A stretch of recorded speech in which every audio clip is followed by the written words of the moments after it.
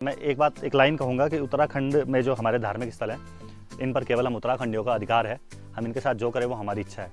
हाँ, कुछ गलत कर रहे हैं तो आप लोग बोल सकते हैं। वैसा मुझे पूरी उम्मीद है कि केदारनाथ में कुछ गलत। ये देख रहा हूँ कि आजकल ये जो है ये माइक के पीछे ज़्यादा रहने लग गए हैं। इनको शायद ये मालूम होना चाहिए कि केदारनाथ में कुछ भी होता है तो वो हम उत्तराखंडियों की एक हमारी धरोहर है। उसको 16-17 जून 13 में कितना भयावह हुआ दृश्य था वो भी मैं आपको दिखा रहा हूँ। आप देखते चले जाइए। और साथ ही में अभी मैं ये बोलूँगा कि जो अभी मुक्तेश्वर है ये बहुत और जहाँ के लिए मैंने आज वीडियो बनाया है बद्रीनाथ केदारनाथ का, वहाँ तो बिल्कुल भी कोशिश मत कीजिए, क्योंकि तो पहाड़ी हो या शहरी भाई हो, जल्दी से मुझे इस फूल का नाम बताओ। जो बताएगा उसको 10 रुपये की चॉकलेट। जल्दी बताओ, कितना प्यारा लग रहा है। देखो 228 किलो सोना चोरी करने का आरोप लगा है उत्तराखंड में। किस पे पता है? केदारनाथ पे। केदारनाथ मंदिर समिति पे ही आरोप लगा है कि इनके द्वारा 228 किलो सोना गायब किया गया है। कैसे, किसने लगाया है, क्या है, ये सब बातें करते हैं।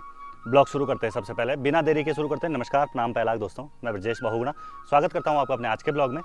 आशा करता हूं आप सभी लोग स्वस्थ होंगे, मस्त होंगे। सर्वप्रथम आप इनकी तस्वीर देखिए। ये हैं अभिमुक्तेश्वरानंद सरस्वती जी, जो कि शंकराचार्य हैं। ये वही हैं जब अयोध्या में जो उद्घाटन समारोह हुआ था, जिन्होंने वहाँ आने से बिल्कुल मना कर दिया था क्योंकि ये वहाँ जाना नहीं चाहते थे। और इनके द्वारा केदारनाथ मंदिर पर आरोप लगा है, मंदिर समिति पर, कि उन्होंने 228 किलो सोना चोरी किया है। और ये आरोप इन्होंने इसलिए लगाया कि इनका मानना ये है कि अभी मैं आपको एक बात बताता हूँ कि केदारनाथ जो मंदिर है ना, इसकी तर्ज पर दिल्ली में भी एक मंदिर बन रहा है। सबसे पहले तो दिल्ली इस मंदिर को बनाने के लिए कोई जगह नहीं है। ये मैं अपना पर्सनल एक ओपिनियन रख रहा हूँ। दूसरी बात कि इन्होंने कहा है कि जब वहाँ चोरी हो सकती है तो जब दिल्ली में बनेगा तो वहाँ भी चोरी होगी। खैर, हम उत्तराखंड का कोई भी व्यक्ति, कोई भी शख्स नहीं चाहता है कि दिल्ली में वो मंदिर जाए। दूसरी बात कि ये वही शख्स है, मैंने बता दिया, जो उद्घाटन में नहीं आए थे और इन्होंने आरोप लगाए हैं। आरोप लग चुके हैं केदारनाथ पे, तो केदारनाथ की तरफ से सफाई आनी जरूरी थी। तो केदारनाथ मंदिर समिति, बद्रीनाथ केदारनाथ मंदिर समिति के अध्यक्ष हैं अजेंद्र अजय जी। तो उन्होंने कहा है कि ये बिल्कुल झूठ घटना है, ये एक गलत आरोप है, इसकी कोई पुष्टि नहीं है। उन्होंने ये भी कहा है कि जो सरस्वती जी हैं, इनको केवल ये धार्मिक चीज़ें करने से ज़्यादा राजनीतिक चीज़ें करने में अब आगे आने लगे हैं। इन्होंने कुछ पार्टी पर भी, कांग्रेस पार्टी पर भी थोड़ा सा बोला है उन्होंने कि ये इनकी मिली हुई भगत है, जो भी है। खैर, जब तक आरोप सिद्ध नहीं होते तब तक हम भी कुछ नहीं बोल पाएंगे। और मैं लगातार बना हुआ हूँ इसमें। आजकल सावन का महीना शुरू हो गया आज से, तो भगवान शिव की बात होनी बहुत आवश्यक है और उसके लिए केदारनाथ से अच्छा मुद्दा कोई नहीं हो सकता। अच्छा, केदारनाथ के बारे में आप सभी लोग जानते हैं, केदारनाथ रुद्रप्रयाग जिले में आता है। आप सब लोग जानते हो। अगर घर से केदारनाथ की जो दूरी है, जो सफ़र करने का एक जो सफ़र है, समझ लीजिए, वो बहुत ही विकट है।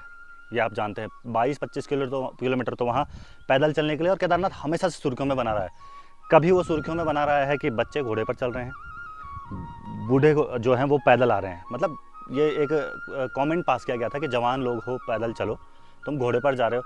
दूसरा, इसलिए भी केदारनाथ मंदिर समिति जो है चर्चे में रहती है क्योंकि वो 12 ज्योतिर्लिंगों में से एक है। अपने आप में बहुत बड़ी बात है कि 12 ज्योतिर्लिंगों में से एक जो है वो केदारनाथ है। और वहाँ का जो सफ़र है वो बहुत ही विकट है। 4 धाम हैं, उनमें से भी एक केदारनाथ है। और केदारनाथ में आपको ध्यान होगा 16-17 जून 2013 वो एक ऐसी आपदा थी जो कि इस संसार में कोई भी शख्स, संसार में भारत की बात कर रहा हूँ, इस भारत देश का कोई भी शख्स जिसको पता होगा वो भूलेगा नहीं इस चीज़ को। केदारनाथ में जो आपदा आई थी उसमें केवल मनुष्य नहीं मरे थे। लोगों को लगा मनुष्य मरे, गिनती केवल मनुष्यों की हुई थी।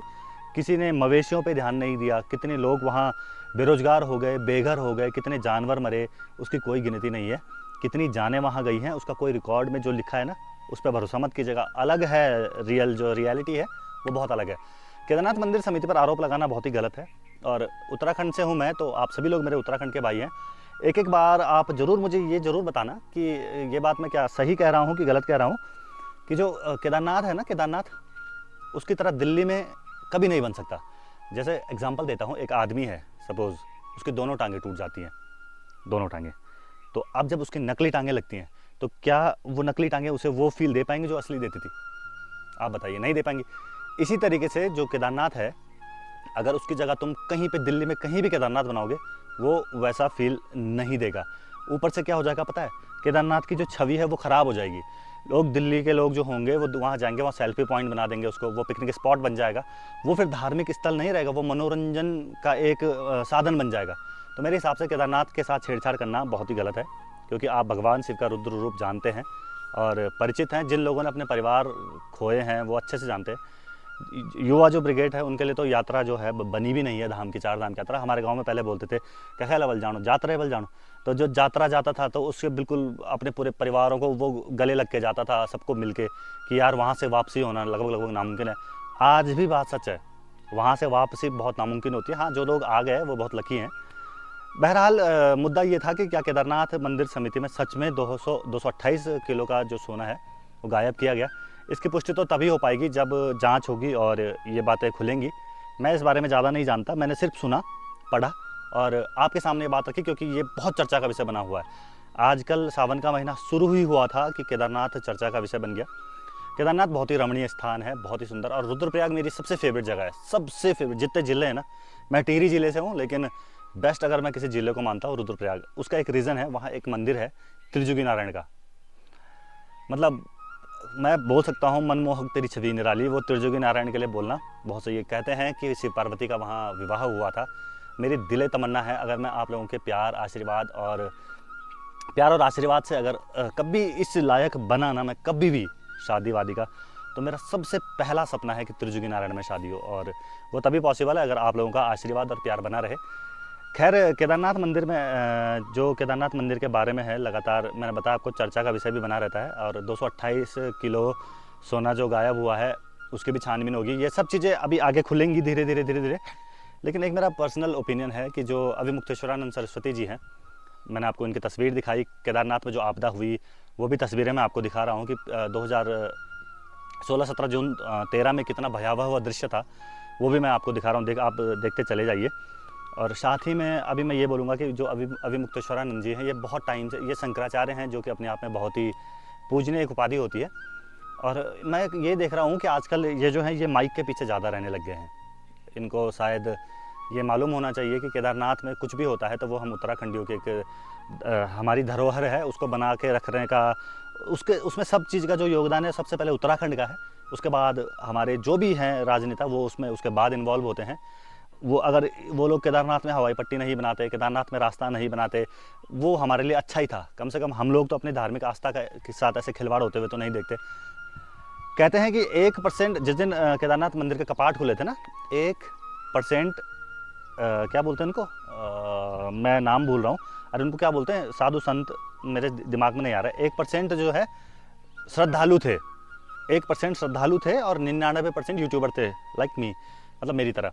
मतलब मैं भी जा सकता था, लेकिन मैंने एक चीज़ बहुत गौर की है कि मैंने 2 काम कभी नहीं करूँगा अपनी लाइफ में।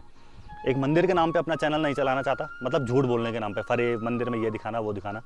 मंदिर में जाओ, श्रद्धा के साथ वीडियो बनाओ, कोई दिक्कत नहीं है, पर उसको कुछ मतलब ऐसे दिखावटी वाला वीडियो नहीं, एक ज्ञान वाला। मेरे जितने भी मंदिर के वीडियो आप देख सकते हैं, मैंने उसमें बहुत अच्छी अच्छी चीज़ें बताई हैं। दूसरा ये है कि मैं कभी आपदा में अवसर का लाभ नहीं उठाता। इतने सारे एक्सीडेंट होते हैं, इतने सारे, मैं कभी उस समय वीडियो नहीं बनाता।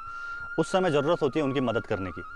वीडियो हम उसके बाद, मैं उसके हमेशा से देखना, कभी मेरे एक्सीडेंट की वीडियो देखना, मैं एक्सीडेंट वाला जो ब्लॉग बनाऊंगा वो 2 दिन बाद बनाऊंगा, क्योंकि मुझे पता है कि उस दिन सबसे पहला एक इंसान होने के नाते जो मेरा पहला कर्तव्य होता है वो होता है उनकी मदद करना। अगर कर सकते हो तो करो, अगर नहीं कर सकते हो तो एटलीस्ट वीडियो मत बनाओ, क्योंकि इससे हम कहीं ना कहीं अपने इंसान होने की जो मर्यादा है उसके साथ खिलवाड़ कर रहे हैं।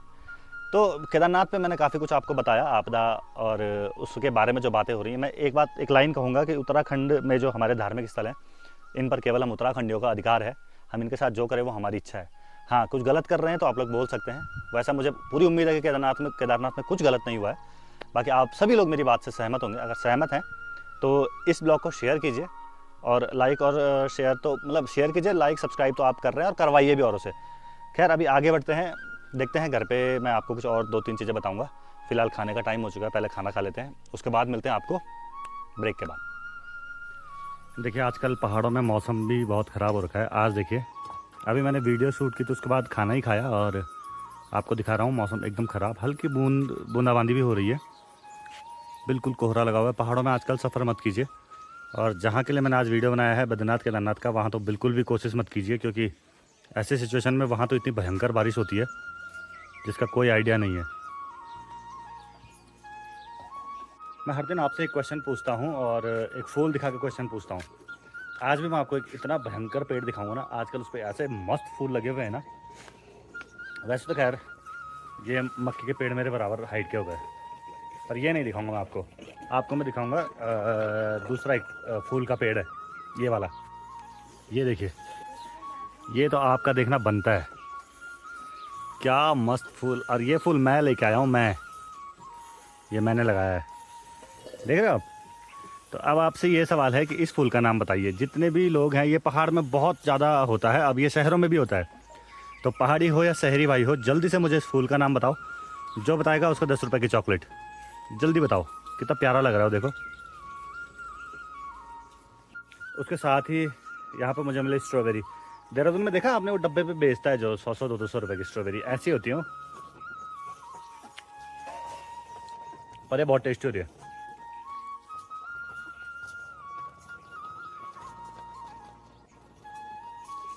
बिना धुले खा ली मैंने। ये देखो, इतनी सारी लगी हुई है ना। और सबसे अच्छी बात पता क्या है, सबसे अच्छी बात यह है कि ये घर की हैं। अगर हम इन्हें धुलते भी नहीं हैं तो ये इतना ख़राब नहीं हो सकती जितनी वो होती है ना मार्केट की। एक यहाँ पे है बहुत बड़ी, हाँ, बहुत मज़ा आ गया।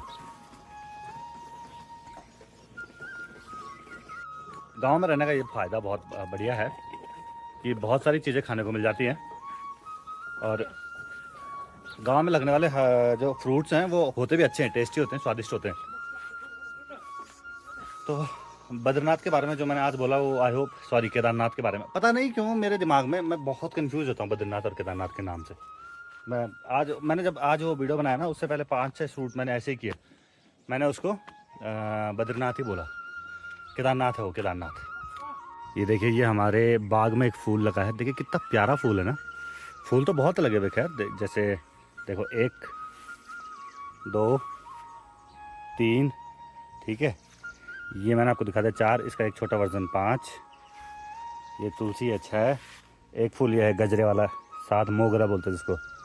यहाँ पर देखिए 8 9 10 और गुलाब के 11, ठीक है। साथ में यहाँ देखिए 12 13, ये ब्लू वाला भी है, ब्लू, इसकी स्याही बनती है, ठीक है। 13 हो गए। ये रेड वाला है 14, ये हो गया 15, ये तुलसी है, ठीक है। ये भी है कि ये हीमोग्लोबिन का पौधा। हीमोग्लोबिन का पौधा आप लोग पहली बार देख रहे होंगे। सच सच बताना, किसी ने मेरे अलावा आज तक इसको, ये 800 रुपये का एक पेड़ आया था, शायद 800 का 1200 का था। ये हीमोग्लोबिन का पौधा भी लगा रखा हमने। जब आप ये, अगर आप कमेंट में लिखोगे ना कि मैंने देखा, तो मैं मानूंगा कि आपने ये वीडियो देखा है। उसके बाद मैं बताऊंगा ये कहाँ से मिलता है और ये क्यों, कहाँ, मतलब मैं कहाँ से लाया, ठीक है। आगे ना तो आपको 12 हो गए, गलत बोलते मैंने, मैं फिर से आ गया हूँ। मेरी मम्मी ने मुझे, हीमोग्लोबिन नहीं है वो इंसुलिन है, इंसुलिन। देखो मैं दिखा, हीमोग्लोबिन नहीं था, सॉरी मैंने गलत बोल दिया, इंसुलिन का पौधा है, इंसुलिन का। तो आप लोग मुझे बताइए, आप लोगों ने कभी देखा था इसको? रेट वही है, 800 से 1200 के बीच में लाए थे इसको, पर बताऊँगा मैं कहाँ से लिया था। इंसुलिन है ये, मैं भी क्या क्या बोलता था। 12 फूल हो गए थे ना, आगे दिखाता हूँ। एक ये हो गया 13, ठीक है। इसके यहाँ पे भी है 14, देखो ये भी है रखे मैंने 2 फूल, 15 16, एक ये फूल भी है देखो 17, ये दोबारा भी है लगा हुआ 18, जो भी है। एक फूल ये है, एक फूल इस बाल्टी पे 19 20, ये वाला तो मैंने आपको दिखा दिया। आज बाहर से दिखाता हूँ। ये भी है देखो 21, उसके बगल में देखो एक येलो वाला दिख रहा होगा, ये वाला 22, उसके बगल में वो तो मैंने आपको दिखा दिया 23। छोटे छोटे पौधे ये भी हैं। बाकी ये बेल है, लौकी, कद्दू जो भी है, ठीक है। और इसके बगल में ये भी है खुशबू वाला एक 25, एक ये है देखो 26। बाकी ये मैंने आपको दिखा दिया 26 27 फूल के पौधे लगा रखे हैं हम लोगों ने, 26 27। इसीलिए मुझे गांव अच्छा लगता है, क्योंकि गांव में हम ये चीज़ें कर सकते हैं। शहर में कितने भी गमले लगा लो वो सूख जाएंगे, यहाँ ये इसलिए नहीं सूखते क्योंकि ये गमले पे नहीं लगे हैं, ये लगे हैं मिट्टी पे। जैसे ये गुड़हल का पेड़ देखो कितना बड़ा हो रखा है, इतना बड़ा। अभी कहाँ लगा है दिखाऊँ, देखो वो बिल्कुल ज़मीन में लगा रखा है। खैर जो भी है, मज़ेदार था। तो आज के लिए इतना काफ़ी है। कल मैं आपको लेके चलूँगा, कहाँ लेके चलूँगा मैं आपको? कल मैं कहीं नहीं लेके चलूँगा, अभी शायद हम मैच खेलने जाएंगे। तो मैच खेलने जाएंगे तो वो देखता हूँ वहाँ का वीडियो बनता है कि नहीं। अगर नहीं बना तो ब्लॉग को ख़त्म करेंगे। ये देखिए दोस्तों, ये है बद्रीनाथ का मार्ग। ये मैंने आपको दिखाया नहीं, लेकिन ये है, यही है मेन जो नेशनल हाईवे है हमारे गांव का। हमारे गांव से थोड़ी सी दूरी पे है। देखिए ये हमारे गांव की कच्ची रोड है सामने से, और ये पक्की रोड है थोड़ी दूरी पे है। और यहीं से जाते हैं बद्रीनाथ केदारनाथ। और अब कुछ दिन बाद सावन का महीना लगा है ना, तो अब यहाँ पे कावड़ शुरू होने वाली है। प्राकृतिक दृश्य जो ये इतना भयंकर लग रहा है। आपने कला की किताब नहीं होती थी पहले हमारे यहाँ आर्ट की, उसमें ऐसे ही होता था ना, ये पहाड़ियाँ बीच से घाटी, बस वो झरना होता था और यहाँ रोड है। तो अभी मैं आया हूँ यहाँ पर क्रिकेट खेलने। ये सामने फील्ड है एक, वहीं जा रहा हूँ मैं। बहुत ही मज़ेदार शाम का मौसम हो रखा है। बहुत अच्छी प्यारी हवा चल रही है, ठंडा भी है, थोड़ी सी बूंदाबांदी हुई, लेकिन अभी सब ठीक है। और आज के लिए जो ब्लॉग चाहिए था वो भी बन चुका है केदारनाथ का। और आज के जितना भी मैंने आज बोला है वो सब केदारनाथ के लिए बोला है। तो फाइनली टाइम हो चुका है, अब खेलते हैं, उसके बाद घर जाएंगे। साथ ही में समय है इस ब्लॉग को यहीं पे समाप्त करने का। आई होप आपको अच्छा लगा होगा। आपने देखा हमारे घर पे काफ़ी फूल भी थे, केदारनाथ के बारे में भी बताया। तो आई विश आप लोगों को पसंद आई ये चीज़ें, और जो मैंने बोला वो आप समझे। तो इसी के साथ अपनी वाणी को भी विराम देते हैं और इस ब्लॉग को भी। मिलते हैं आपको अगले ब्लॉग में। तब तक के लिए जय हिंद, जय भारत, शुभ रात्रि।